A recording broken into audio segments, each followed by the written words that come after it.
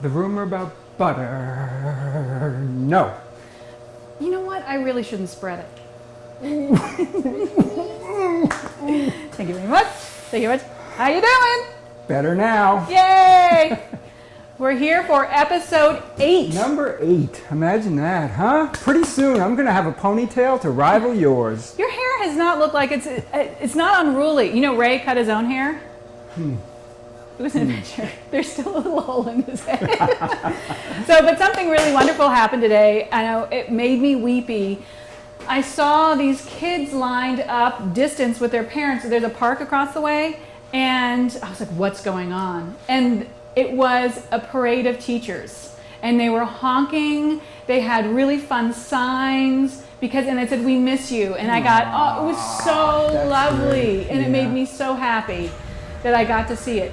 I missed it. The first thing was a big school bus that was like coming by going, wah, wah, wah. Oh, great. That's wonderful. Made me so happy. So, what are you doing today? Today I'm making inverse puff, Whee! which you'll see in inverse because usually you have the dough on the outside, and you will be making? Deli Rye bread. It is so good. So we're going to do something a little differently. I'm going to start with a butter block first because it needs to chill. And I'll talk to you about what the butter block is. It's more like a weird pasty butter dough. And I have it right here. What I did is I mixed relatively cold European butter. I use Vermont Creamery butter. It's 86% butterfat, and along with cake flour. And what that does is it creates a paste, and then I try to get it as evenly as I can onto some parchment. And this is a full sheet of parchment, but you can use 2 halves and tape it along the seam. And then I fold it, you can see where the folds are, to create a little packet that is 8 by 12 inches, like that. It's not going to be perfect.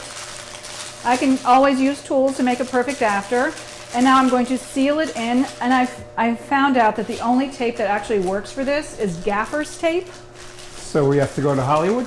Or you don't use any tape at all. Otherwise, you can just fold it over and then flip it over onto, I'm still going to be using plastic wrap to contain it.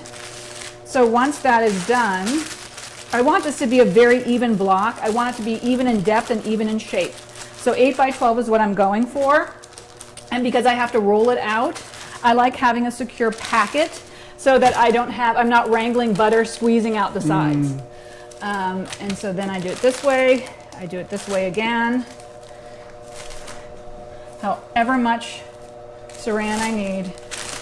I think that's the hardest part, is wrangling. And whenever I have classes, I always tell the students to bring the saran wrap to them, because if they start walking with it, they're tangled in it by the end. Always the hardest part of class. So Sarangling. I like it. So now I flip it over, and you can see those little nubbins sticking out. And then I grab my pen, and the first thing I do is I go to the corners. And if you want to follow along with the recipe, in the description of the video, you just click on that link. And this should be the second link for the inverse puff. And the first thing I'm doing is making that butter block. So I make sure, and you can see it. If you look close enough, you can see when the butter has hit the edges. And it won't be even straight away.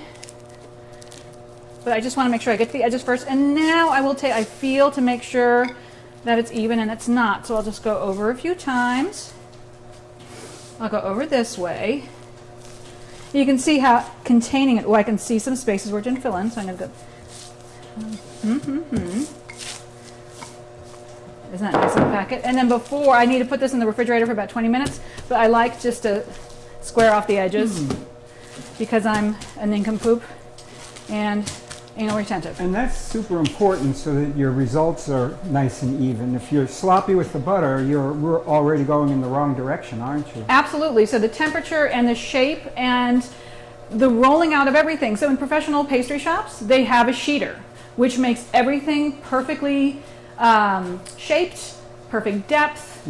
All the layers are perfect. So when you're doing this at home, taking these little steps are really important. And also many patisseries, their butter block already comes prepackaged. Sure, you can buy so them from it's France. This perfect weight. Yep. It's already plastic. And And that's a description of the butter that can be very confusing to people who are starting. You want the butter to be plastic, and that has to be malleable but still hold its shape. Cold pliable. Cold, pliable, and it's that higher fat European butter that really is gorgeous. It is, even when it's relatively cold, it is still relatively pliable. Most people probably don't have access to that, but 82% butter should be available most anywhere, don't you think? So American butter you can use. That's 80, right? That's 80. Yeah. Some of them are 82. It's really, some of them claim to be higher fat. But now you can find more and more grocery stores are carrying Finlandia. Yep. They're carrying Plus Gras. Right. Cabot 83. Cabot, yes, if you can find that. I love Vermont Creamery the most. It's just a gorgeous butter, and it's 86%, and it's just that beautiful, almost orange hue. It's my favorite all-time butter. And it's worth noting that any butter you use in pastry should be unsalted. Unsalted, yes, unsalted butter. Unsalted. Again, my theory, the only people who use salted butter in baking are tipsy when they do it. True story. So I'm going to put this in the refrigerator. It needs to be in there about 20 minutes. So in the meantime, Jeffrey's going to be doing some fun stuff with rye. Very nicely risen Deli Rye here. If you've had a chance to look at the formula, you'll see that it's 20% whole rye flour, 80% white flour. So you might call it an entry-level rye bread. It's not a big, robust rye. It's very tasty, but it's pretty basic rye bread. I'm very fond of this for a lot of reasons. I like the light texture of it. I also am somebody who likes caraway seeds, and there's only, I think, 0.75% or something in this formula. If you don't like caraway seeds, you can certainly omit them. So I'm going to divide these, pre-shape them, then I'm going to load some bread that I made about an hour ago. I shaped it. So these are going to be 680 grams, which is the same as 1.5 pounds. And did you mention that this is a double recipe? Yeah, I guess the one that's posted is half this size because it won't fit. Yeah. But this way you can see more shaping. Actually, I'm going to make 2 loaves, not 3. I'm going to make a big double. So this is a 3-pound loaf. Are you going to bake that on a stone? You can bake it on a stone with steam, or you can bake it in a cast iron, in which case you won't need steam. And you found that fantastic cast iron. Yes, that's a wonderful. It's like a camping cast iron that is long enough to would hold that loaf. These are going to be little salt sticks, which I'm also very fond of. And I'm scaling these to just over 100 grams, so a little less than 4 ounces. And you are pre-shaping first. Yep. Then we're going to load bread. Oh yeah, that's right, the kettle. Thank you. Yeah, I have to get some water nice and hot so that we can create steam in the oven.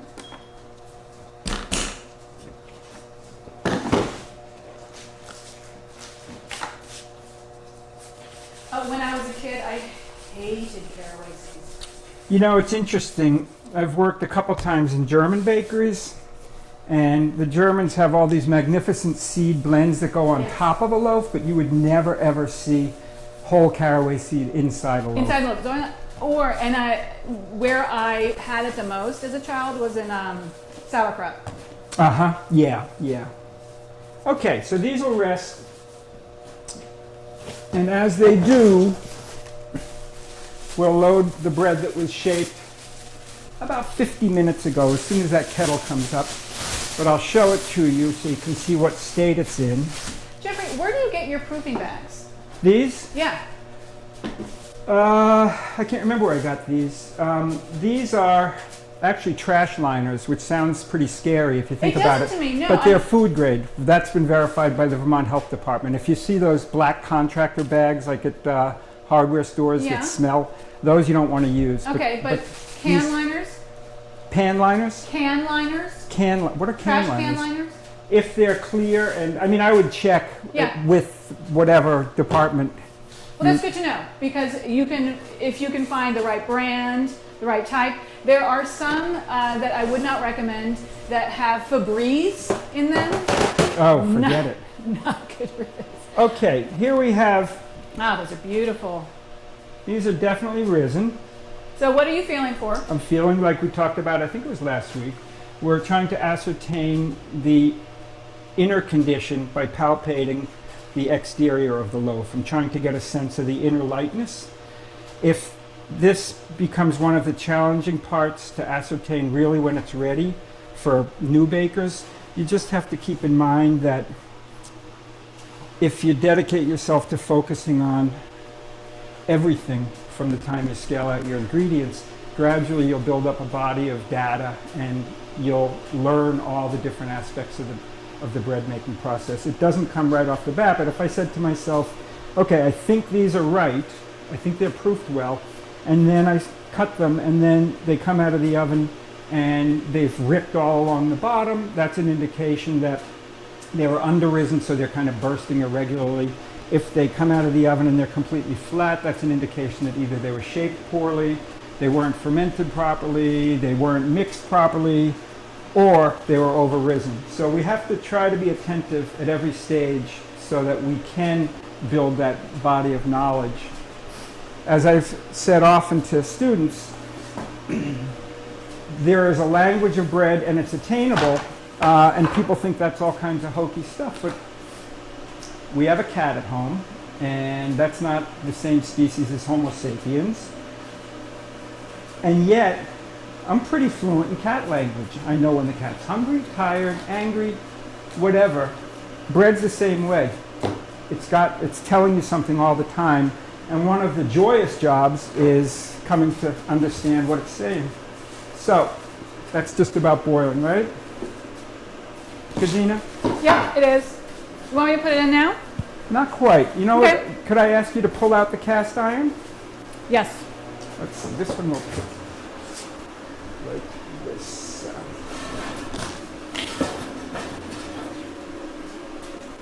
It's going to leave a mark.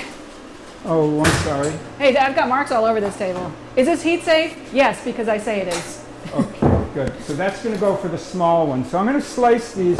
When I have a loaf that's seeded, I find it's preferable to use a serrated knife. Oh, that's nice. You don't need a fancy lamb. No. Try to be symmetrical in terms of the spacing and the depth.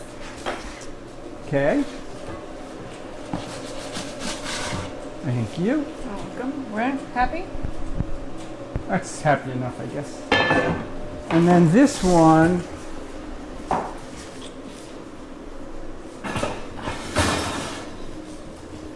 is the steam ready now? Yes, it is. I'll put it in. All right. Well, it is now. These are going in at 216. Let me do this first so that I don't get a steam burn. Thanks. That's steamy. Oh, and we also have the little, do you want to do a little spritz? Or Oh, not? yeah, with that gizmo that you have. I've never seen one of these. That's a mister. This is a mister that is traditionally used with hair care, so that it literally, and Evian bottles, you can get that Evian mister. Can you get a Ms. or just a Mister? Just a mister. No Ms. Unfortunately. Just checking, okay?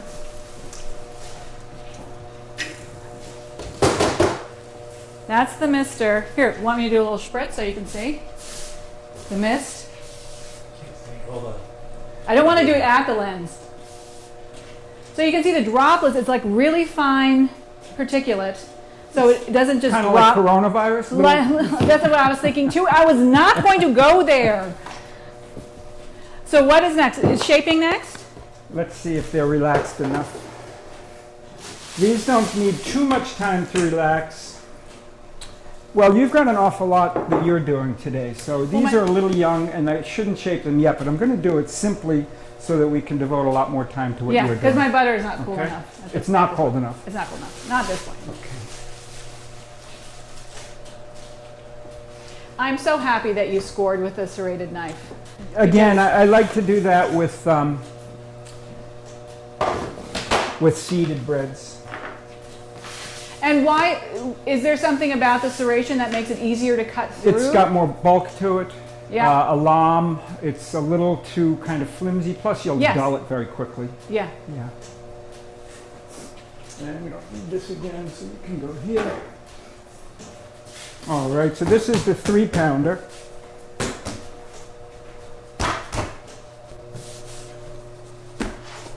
One thing that's quite important is always making sure that your hands don't stick to the loaf and the loaf doesn't stick to the bench. If your hand sticks to the loaf, the chances are you're going to rip it, and since that's the visual part, it's going to be somewhat of a defect. So as you're shaping, if there's the slightest bit of tackiness, all you have to do is, that's it. Just a quick running your hands. There's usually plenty of residual flour on the bench. If not, just dip your hands in flour. All right, if you want caraway seeds, what you do is put the seams up. This is a damp cloth. Roll it into a bed of seeds and put it here. Nice. Now we can do it with Junior. So a little flour here so that the dough doesn't stick to the bench, but not too much or it'll just slide. If I had this amount of flour, it would definitely be too much. So another thing to keep in mind is that there are many, many ways to shape loaves. Oval loaves, round loaves, baguettes. There's all kinds of ways to do it. So this is a way that I like. I like the way it feels on my hands, and I like the fact that it's quick. But if you have another method that you like that works, by all means keep doing that, or say, well, I saw the different shaping that Hamilton did, maybe I'll try that and see if it's easier. One thing about breads like this is you probably don't want to have pointy ends. This wouldn't really be the proper bread for that. A white bread or a baguette or something, that's one thing, but I wouldn't do that with these breads. I grew up for part of my upbringing outside New York City, and I'm old enough to remember the days when there really was still good bread. Oh, you know what we didn't put in? Salt sticks. We'll do that right now. Oh, let's. We're going to load the salt sticks. These are little rolls, the same as these here, and they won't get the full benefit of the steam, but we're going to put them in now anyway. I can spritz them. Okay, spritz away. I'll spritz them. Here you go, mister. I'll miss them. Missed away. And those went in at 20, so 16 after for the one, and then 20 for Would the... you like a timer? Sure. How about 16 minutes? 16, you got it. We're at 480 Fahrenheit. In the home oven, I would highly recommend starting at the highest and then lowering it if you need be. The main reason is there's a lot more mass in here, so even though similar to a home oven, when you open this, you're letting a lot of heat potentially leave. This is a much more robust oven, and so you're not going to lose as much. But in a home oven, start at 500, 525, and then you might want to lower it, because when you first put stuff in, you're going to lose 50 degrees just opening the door. Also, if you end up baking with one of those cast iron things, it is so heavy and can be very cumbersome that you have the oven open longer than you intended. These are salt sticks, but if you'd like to have the actual perfect German pronunciation, it's Salzstangerl. How's that sound, huh? Salzstangen. So it's the same dough, obviously. Salzstangen. But That's just what I said. Yeah, it's exactly what you said. You know, the only word that really confounds me that is usually pronounced incorrectly is spätzle. People say spätzle. Spätzle. They say spätzle, and it drives me So bad. say it the correct way. Spätzle. Spätzle? Spätzle. Spätzle. It's L-E, not E-L. Spätzle. Spätzle. I love Spätzle. They're my favorite. We And had ERL is a diminutive, right? Yes, it's like, yes. Because I know Mozart was called Wolferl by Yeah, his wife. Wolfer. It's also, I believe, a more, that would be Austrian, but to me, I grew up in, with the Bavarian. That happens a lot. What happens a lot? The The ERL? ERL. Yeah. Yeah. It's an affectionate diminutive, It is. right? Yeah. It is. So what's in here is caraway with coarse salt. You want to show that, Ray, if you could? Get up close. I didn't weigh it out. I just kind of eyeballed it. But you want to have a reasonable sprinkling of the salt, and that's a really tasty thing. And it's very important that later I show you how to cut these salt sticks so that you don't mangle your fingers. Well, it's part of the flavor. Do you want to get your I will get my stuff now? Okay. butter. Cute little rolls. Really, really good with cream cheese.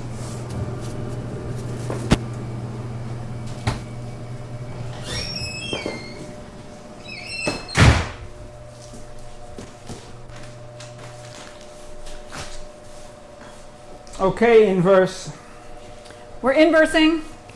So we're off to the land of puff, and specifically inverse puff, where the butter goes on the outside. It's magical. And you might wonder, why bother if there's another way to do puff that doesn't seem as complicated or that is potentially so messy, and it's not. It's because inverse puff, when you do this almost paste-like butter block, it is so much lighter. It has a much better mouthfeel. And specifically for things like Napoleon, where you have to cut through multiple layers, the cutting is really easy. It just bursts apart. It's so flaky. So you don't want to have to saw through it. It makes things just so light and flaky and delicious and delicate comparatively. Well, one thing I'm sure is happening is that since a fair bit of flour is being mixed in with the butter, that flour can't develop any glutinous properties. And I use cake flour. I use unbleached cake flour as well, which is lower in protein anyway. Just in here? Or for Just the whole, in here. Yeah. And then I use unbleached all-purpose Yeah. for this one. And so the other thing about this is the dough that I made in the recipe, if you go into the description, you can follow along. The dough, when you make it, you have to be careful that you don't overwork it. I only do it on about medium once it just comes together for about 3 minutes.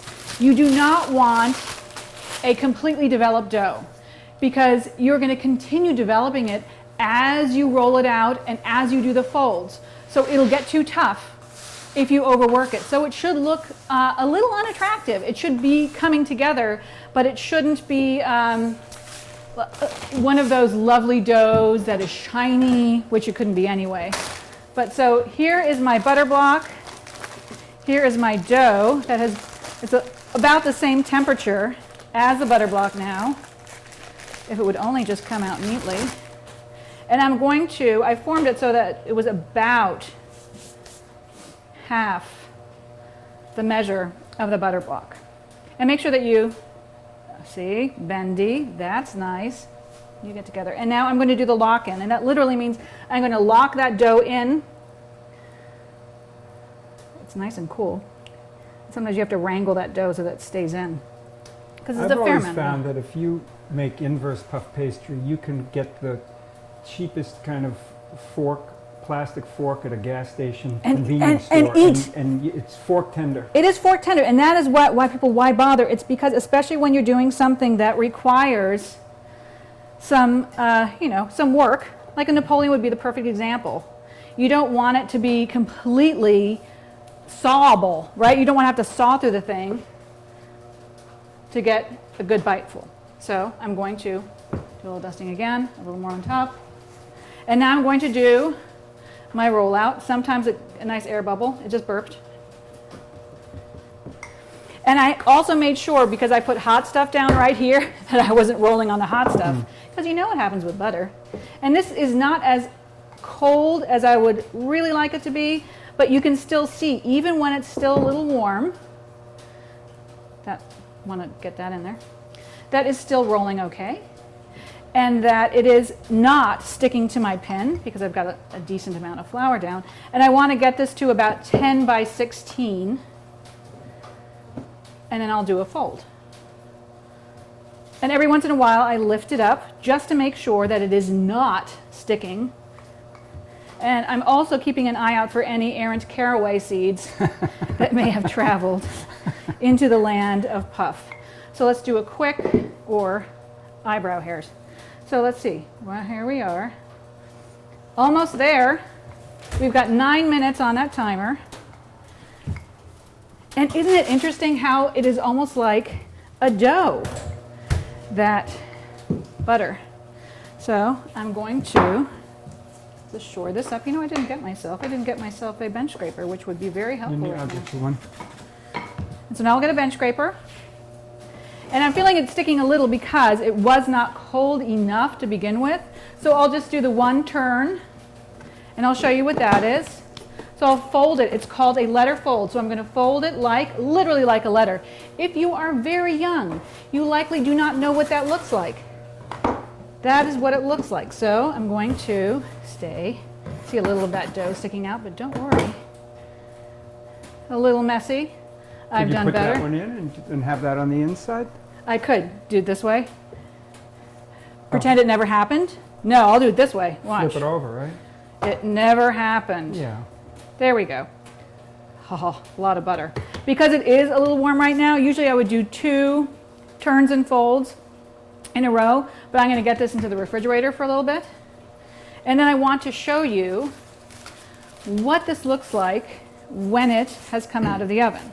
Are you going to do another fold on this during this session?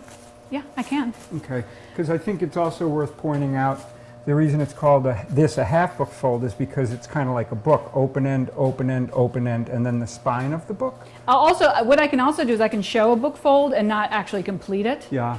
Because it is so nice just to know the language. Yeah. That if you are reading recipes and you don't understand it, so this would be a single fold. I call it a letter fold because it looks like a letter, a business letter. But I think if you're a youngin' and you've only done email, you wouldn't know what that means. Well, the French have one term, tour simple. Here it can be letter fold, half book fold, 3 fold, single fold. So it can be pretty confusing. It can be very confusing. So that's going back in the fridge, and then I will show you it baked off.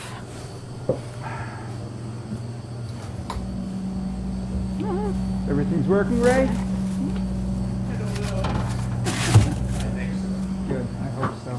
The viewers let us One thing you can do too, if it's really hot, it's summertime and you decide you want to make a beautiful fresh fruit tart using the Inverse Puff Pastry, you could put water on a sheet pan, freeze it, and then roll out the puff pastry on another sheet pan that's sitting on top of the frozen one so that you've got a cold environment. I will freeze a little, I have a little thing, this right here, this marble, I'll put in the freezer as well. If you have a marble, that's perfect. And it has to be small enough because it can get very heavy and take up so much room. So let's look at what the difference is between a weighted puff and a not weighted puff. When you're making Napoleon or Palmier, what you do is I take about 1 pound of the puff. It's a little more than 1/4 of what we're making. And then I roll it out to about 1/8 of an inch. And it's going to be smaller than the size of a sheet pan. I let it rest for at least 20 minutes, longer in the fridge if I can. Then you dock it, which means you poke holes in it, and then you weigh it down. I'll put another piece of parchment on top, another sheet pan, and today, because this stinker is like, it is so puffy, it will, I had a weight on top of it, and I looked in there, and it was just lifting the weight like it was Arnold Schwarzenegger, just going raw. So today I put 2 of these. Wow. 2 of these on top, weighing down that sheet pan that was upside down just to keep it weighted down. And you're like, well, what's the point of that when the whole name is puff? Don't you want it to puff? It will still flake. But if you think about building a Napoleon, I'm sure you have it in your mind, or millefeuille, you want to have flat layers. And if it just went on its own volition, it would be impossible to build. Are you doing 3-layer Napoleon? I'm just doing 2. 2-layer, okay. Typically it's 3. And if you had 3 of this thickness, that would be a little hard to get your mouth around. But it's also, the other thing that's very important, which is kind of typical of American pastry, is that a lot of Americans would look at this and think this has been flavored with cocoa. Wow. Because it's so dark. But that is called butter, 86% butter. And it's also time. So you want to make sure you get the flavor out of it and that you get it baked all the way through. That color is a wonderful thing. It says that it's got this gorgeous flavor and that it has baked all the way through and that it will shatter when you put your fork through it. But it's and you can see my little docking holes. So you dock it so that it also impedes that uneven rise. Now on the other hand, and this is what this looks like, you can see these sides, I didn't trim them before I put it in because I trim them after I bake. Here is the puff that hasn't been impeded, and it was rolled out to the same depth as That's remarkable, the weighted isn't it? one. Yeah. And so you can see how much it does rise. And one of my favorite fillings for this, and you're going to see sweet when I do the Napoleon, and savory is here. And that's just like I make my own pimento cheese. And I just shoved a bunch of pimento cheese in there. And what do you call this product?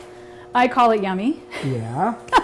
So this is like it's a giant vol au vin. So Yeah. I essentially, so you can see, I made little guidelines in there. I did not cut all the way to the bottom for this. And then you gently take out this little guy in the middle, and then I always save it for a little topper, so it And has you a do hat. that when it's cold, though, right? You wouldn't do that when at it's, room yes. temperature. You have to make sure that it's cold. And you also have to make sure that it is baked through, so that the bottom is also dark and not blonde, so that you know that when you eat it, that there's nothing. There's got to be crumbs everywhere. or There, it's not you good. have to be looking terrible.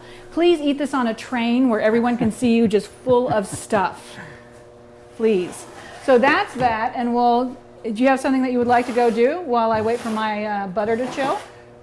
Yeah, a terminology question, Yes. and I might have this backwards or wrong. My understanding was if this is sweet, it's a vol au vent, and if it's in this shape with a savory, it's a boucher. Oh, I didn't. See, I always called, when I do this, I call it vol au vent. Uh-huh.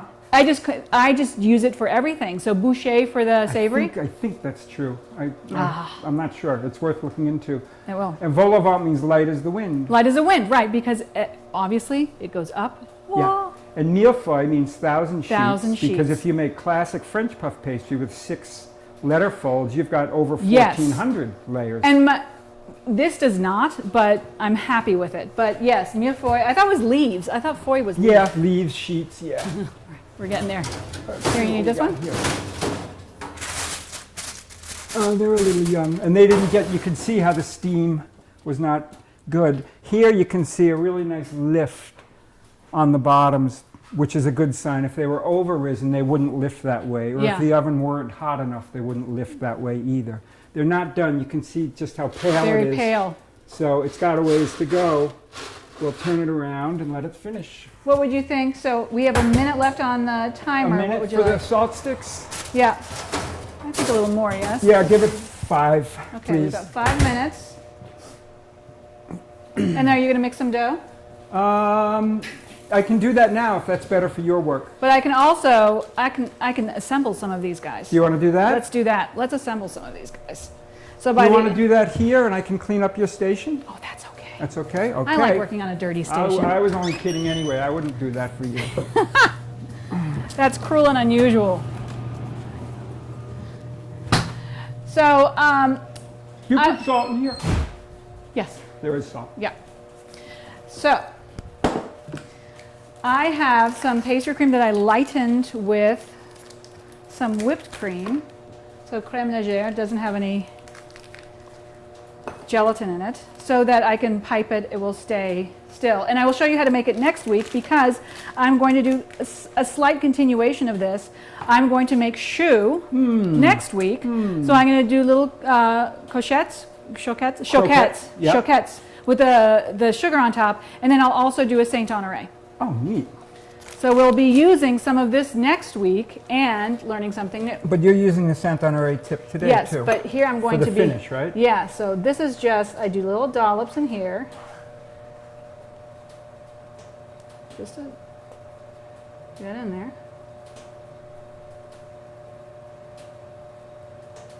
You know, there's something so irresistible about a Napoleon, and it's just the most basic things. I mean, not basic in terms of technical expertise required, but in terms of the number of components. Yes, and you can, I'm using maple, this is maple pastry cream. With, what's it, crème légère, because it's got the whipped cream in That's it. beautiful. But I used maple sugar instead of granulated sugar. And it is so lovely and just gentle on top. And then I will use my Saint Honore tip, and I'd like you to see what it looks like before I start piping. Did you know that was the first piping tip invented? Really, was it? Yeah, because... And it's the hardest to find now. yeah, because prior to that, they just made a lot of canals, and this was meant to mimic canals. How beautiful. Oh, Gesine, that's so elegant. And then I made a little sugar, caramelized sugar, and then you can just put little dollops on top. Let go. And what I love is that obviously as the sugar is in your pot, if you don't put it in ice water, if you start off with it relatively light, by the time you are finished, it's going to be a little darker. And I love it when I decorate things with different shades of caramel. It reminds me of my dog Ruthie, who she herself is different shades of caramel. I don't know if I'm coming back after this week, because you're really outclassing me. No, this is one of my favorite things to do. And I just love piping. I like piping so much. And we have two, because we should.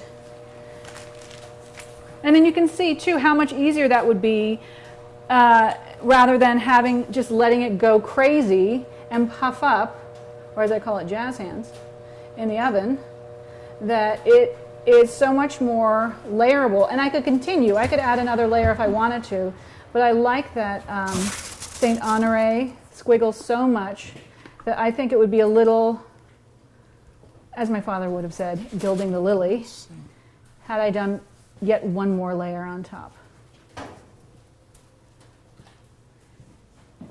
And the pastry cream I will be showing you how to make next week. And in case you want to get ingredients, I'm just going to be doing it with maple sugar, but you can use the same amount of granulated sugar, because I'm sure, unless you're living in Vermont or New Hampshire or upstate New York, getting maple sugar probably isn't the easiest thing in the world, right?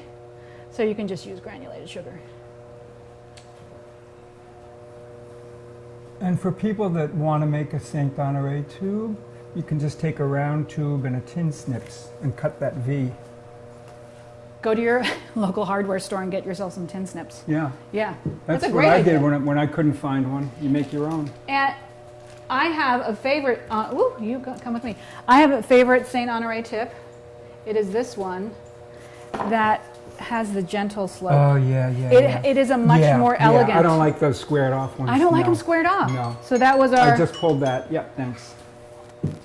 It's funny when you have your favorite tools. This is one of my favorite piping tips, but it has to be that one. Yeah. Oh, I've got a knife at home that only is used to score Petit. That's all it does. Oh. It doesn't do anything else in life except that. But when, as William Blake said, tools are made, but born were hands. But you need your tools. You do need your tools. And there we go. We have That is so beautiful. And I like how the caramel kind of mimics the color of the puff pastry too. I do too. And my recommendation is when you do this, you can refrigerate this for a bit, but only for a bit, because you want to eat this while it's still very flaky. If it's under refrigeration for too long, the humidity, the moisture will get to the flakes. And also, if you're going to put something like this on top, those little caramel dots, they will start getting nice and goopy. Gesine, please, where are those pot holders? Right Oh, here. good. I stole them. I want to look at that cast iron jobby. And I also wanted to show you, I made this same inverse puff with cocoa. So what I did is I just took 10 grams of the flour out and replaced it with a Dutch cocoa, in this case a black cocoa. And you've got to get really close. But if you can get really close, like really close, you can see those layers a little more effectively when you have the cocoa. Can you see them? There.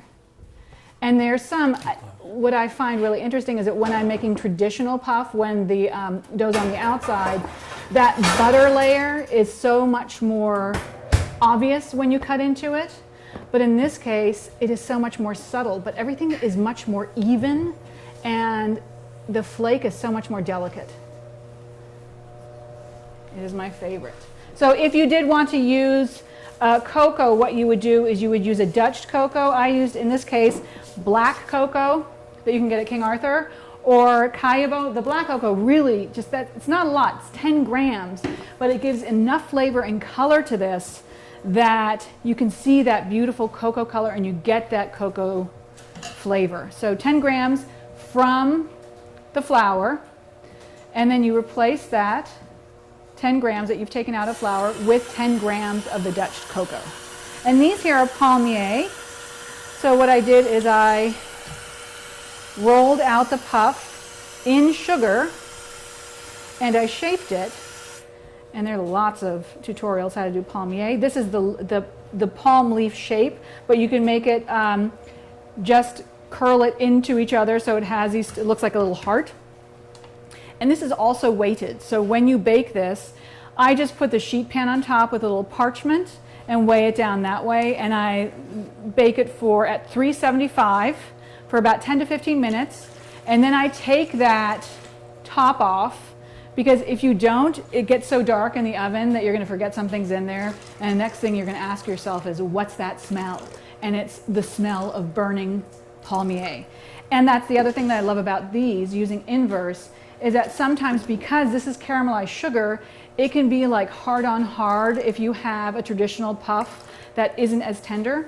And so the eating of it is so lovely. It is one of those experiences where you should not wear a sweater that has a lot of like a chenille something, because you won't be able to get those flakes out. So now we're morphing into fashion advice in Yes. this program?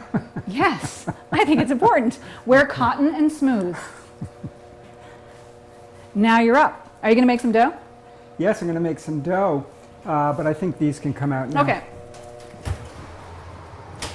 So the smaller loaf. Yep, this is the one that's self-steamed, and it's quite effective. It's done. We'll get it someplace out of the way so the mark doesn't get too big. I know. This is like the scars on my arms. There are scars on this table. But also, the good thing about that is like when you first dropped it, it's darker. You know that is hot, and I would not be rolling anything on top of that. Yeah, big time. So when I was doing the Inverse, I didn't have any ovens on at all. And today's a strangely warm day. So I plan to do this based on the fact that our days have been relatively cool, cooler than normal. And so, of course, today is the hottest day we've had all year. And what do I decide to do? There you go. Inverse Puff Pastry. It will be okay. This is a good comparison. I baked this loaf at home on Wednesday. I try to do it baked during the week just to verify things. And same weight. This one's slightly longer, not too much, but slightly. But you can see a distinct color difference. This did not bake in a cast iron. This baked in my home oven on a baking stone, but it's got more of a sheen. This one is more matte, and I think the reason is because when I put a cup of boiling water into a preheated cast iron, the volume of air in a 30-inch home oven is much less than the volume of air in here, so the steam didn't dissipate as quickly on this one as it did on this one. So that's why this is more matte, and that's a little richer color. Interesting. Anyway, so we're going to mix, and I think we already mentioned that the formula that is listed is half the size of the one that I made, right? Yes. Because you won't be able to fit a full batch in a home stand mixer. So we're going to mix instead in here. This is a 20-quart bowl.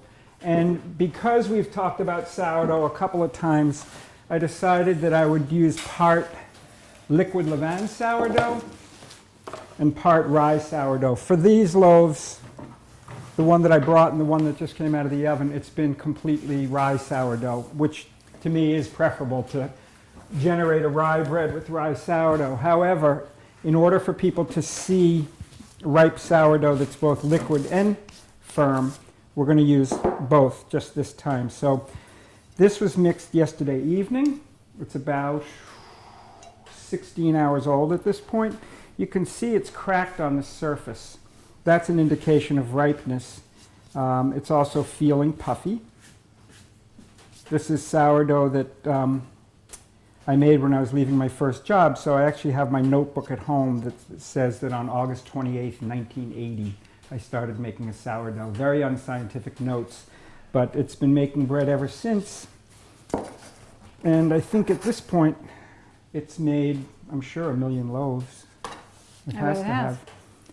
Now, if you just had white flour sourdough, how would you convert that for a single bake of this? A single bake, what I would do is if your preference is to maintain a white sourdough, then what you should do in advance of making the rye bread is keep some of your white sourdough maintained with just white flour, and then measure out the required amount of liquid sourdough. Feed it rye for, I usually feed 2 days. I only keep a rye sourdough, so if I'm going to make a white bread or a whole wheat bread or a non-rye bread, I'll take my rye culture and I'll give it usually 2 feeds of white flour or wheat or spelt or whatever it is that I'm doing. And that way I've retained my original culture, but I've used some of it to just digest some other flours. It's that easy. Okay, so there's that. Here's water that I just scaled out. Because I've got the white sourdough and the rye, I'm going to have to pay very careful attention to the consistency of the dough.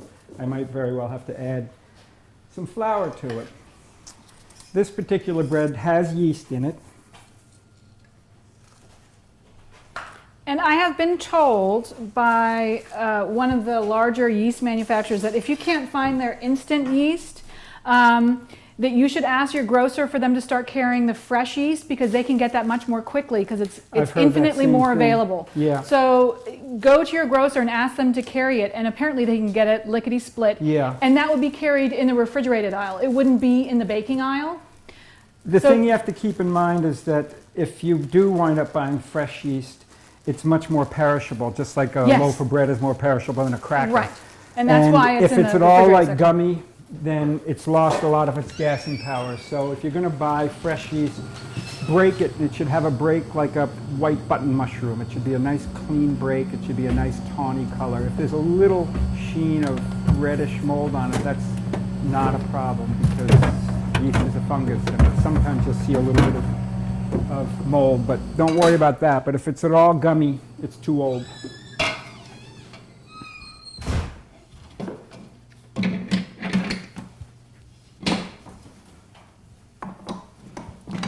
So this is going to mix for 3 minutes on first speed, and then it's going to head to second speed until it's got adequate strength, which is probably going to be 3 to 4 minutes.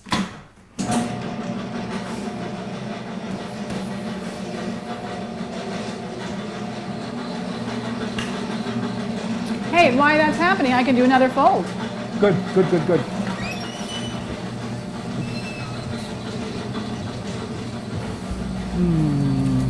When the dough comes together, check it right away for consistency in case you have to add a little bit of moisture or perhaps a little bit of flour. I also am a firm believer in tasting every dough to make sure that not only is the salt in there, but it's the correct amount of salt. Here's Gesine with another fold. That's great. That feels better now. Leave it over there. So what you do, they're folds and turns, so the turn literally means that you have folded it. So now you turn it 90 degrees, haha, and then you roll it out. We're rolling it out to 16 by 10. Get that puppy in there. And you can see where that butter is cracking just a little bit. So what I like to do is I usually like, if the weather permits, I will do 2 turns, one after the other. This tends to be much more pliable and easier to work with, to my mind, than traditional puff. So you can get those turns in relatively quickly. Also, you want to make sure that you're not rolling out in front of a 500-degree oven on the warmest day of the year. That would be really helpful. I'm just telling you. Usually my timing in these things is pretty good. This time it was not. Maybe going forward, we should, at certain times, we should trade places. That would be great. Today would have been, I should have thought about that. And we Now, could have you're done going that to either. show a full book I fold? will. I will show a full book fold. So just let me get this too. So if you read somewhere that you are to do a book fold, a full book fold, this is how you would do it. You would take the one end,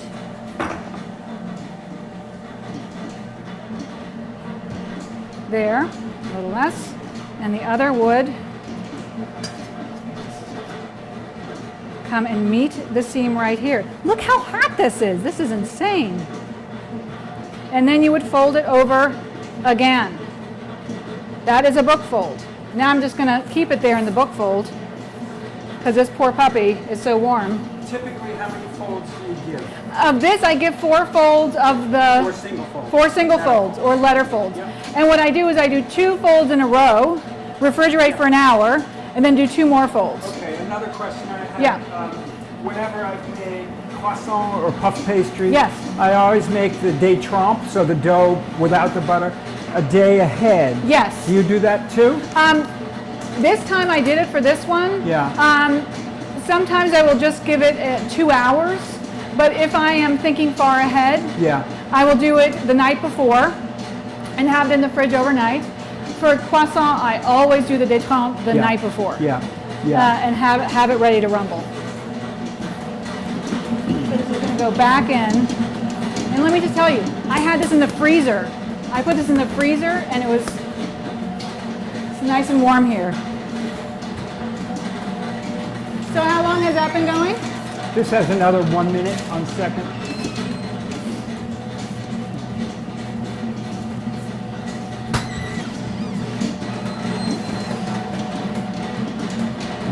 Boy, I wish you could see that because it looks super cool. So you can see that the dough is starting to ride up the hook a bit. Yep. And it's got some strength. I don't know if you can see that, Ray. Can you get in there? You can see that it's not just shredding apart in my hand, but this isn't really getting into the party, so I'm going to pull that down and mix it for another 30 seconds or so.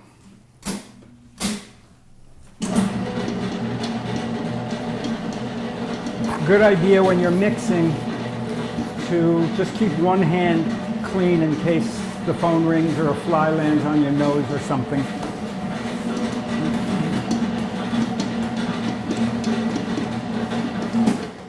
Okay. Whoops.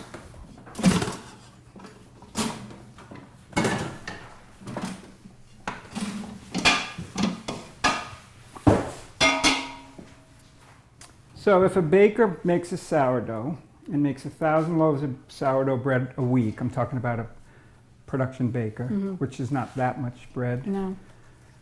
and bakes for 50 weeks a year, that's 50,000 loaves a year. And if that baker bakes for 20 years, he or she has made 1,000,000 loaves of bread. Yep. Sounds right to me. That's a lot of loaves of bread. You're a millionaire. In bread. I'd rather be a millionaire in bread than in bread. There, this dough is fine. So is that developed enough for you? It is developed enough for me. When I go to give it the final shape, if it seems a little bit not strong enough, I'll just be more vigorous in the pre-shaping and in the final shaping too. We can always edit the bread all throughout its trajectory, but Now- it feels good. Is this a bread that you would give a fold during the... Not necessary, because it's only a 1 hour bulk, Okay. right? So that's not really necessary. However, if you're mixing it at home and it doesn't seem like it's attained adequate strength, by all means, give it a fold halfway through. Halfway through. Yeah. And then you would cover this at this point, give it that hour, and then you would get to the pre-shape, Yep. shape. And Proof and that's bake. a pretty quick bread. Well, rye breads in general are very quick because they really won't tolerate a super long fermentation. If the acidity gets too great, then the dough structure starts to break down, which is why a lot of true Germanic style rye breads, like if you have 100% rye, many times there's no bulk fermentation. The flavor is coming from the sourdough Yeah. and the ingredients, and you don't want it to get too acidic or you'll have dough breakdown. Yeah, except for the overnight making of the Yeah. sourdough. That's the one-time consumer. Okay. Look at that, look at that. Now you can see a little better that it's in the smaller bowl. So you're going to make pâte à choux next week, I am. I'm going to make that. and I'm sure, as always, you're going to make a few products, right? I will, yes. Okay. And I was going to make brioche next week, but maybe I'll wait another week. I did it so because you were making brioche. Oh, I was so okay. excited. I I'm was happy to make excited brioche. because I wanted it to be Frenchy, and you Okay. you were going to use Swedish sugar on something. Swedish pearl sugar. Yes, yeah. and I was gonna put it on the choquette. So Okay, good. I figure we could I'll do throw brioche. sugar at each We other. can do that, okay? And if there's any caraway seeds left, we'll throw some of them too. Caraway seeds. Thank you for Oh, playing yeah. with us. I had a Yeah. great time. Yeah, fun as always. So Keep we're going well, to be keep flaky baking. and dirty by the end of this. So we'll see you next week, 2 o'clock, same bat channel, same bat time.